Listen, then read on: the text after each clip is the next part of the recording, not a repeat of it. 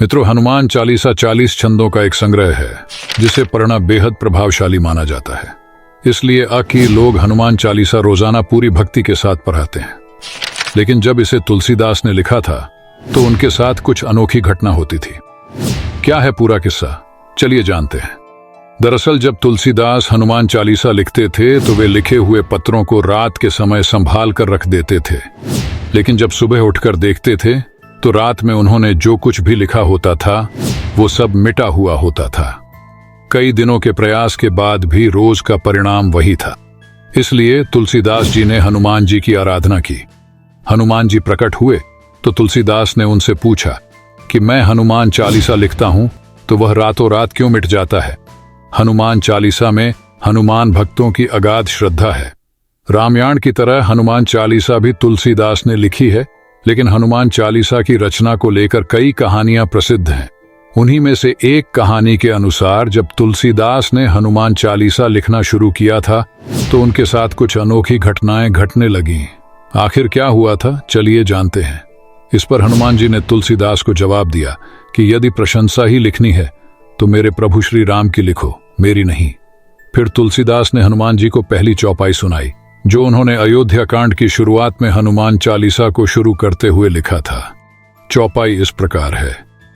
श्री गुरु चरण सरोज रज निज मन मुकुरु सुधारी, वरुणो रघुबर बिमल जसु जो सुखु फल चारी। इस दोहे को सुनने के बाद हनुमान जी ने कहा कि मैं रघुवर नहीं हूं।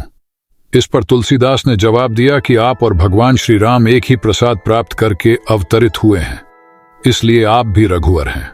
उन्होंने हनुमान जी को याद दिलाते हुए वो किस्सा सुनाया जिसमें ब्रह्मालोक में सुवर्चला नाम की एक अप्सरा रहती थी जो कभी ब्रह्मा पर मोहित हो गई थी और क्रोधित होकर ब्रह्मा ने उसे गिद्ध होने का श्राप दे दिया था। जब राजा दशरथ के पुत्र के यज्ञ में जो प्रसाद तीनों रानियों में बांटा गया था उसका एक हिस्सा लेकर वो गिद्ध उड़ियच गई थी। उसी समय कहीं दूर माता अंजना भगवान शिव के सामने हाथ फैलाकर पुत्र की कामना कर रही थीं और उन्हीं हाथों में उस गिद्ध ने वह प्रसाद गिरा दिया था। उस प्रसाद से प्रभु राम ने भी जन्म लिया और माता अंजना के कोख से हनुमान जी ने भी। भगवान राम ने भी तो स्वयं आपको अपना भाई कहा है। उसी कारण तो मैंने यह चौपाई लिखी है, तुम मम प्रिय ही सम भाई। तुलसीदास ने एक और तर्क दिया कि जब आप मां जानकी की खोज में आप अशोक वाटिका गए थे तो मां जानकी ने आपको अपना पुत्र बना लिया। अजर अमर गुणनिधि सुत होहु, करहूं बहुत रघुनायक छोहु, सुनु सुत तो ही उऋण मैं नहीं, देखो करी विचार मन माही। तुलसीदास ने हनुमान जी को प्रशंसा का पात्र बनाते हुए कहा कि इस प्रकार आप भी रघुवर बन गए और मेरी यह चालीसा आपके उन्हीं तथ्यों पर आधारित है जिसके आप हकदार हैं।